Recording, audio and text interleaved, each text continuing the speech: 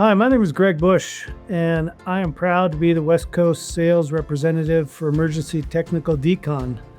I have a number of relatives and really good friends that joined the fire community back in Minneapolis, and two of which have passed away from work-related cancer. So it means a lot to me that I am able to have a job that allows me to feel like I'm giving back to those people that risk their lives on a daily basis for us. I've had a number of conversations over the past few months with departments all over the West, and there's a high concern for cancer prevention when it comes to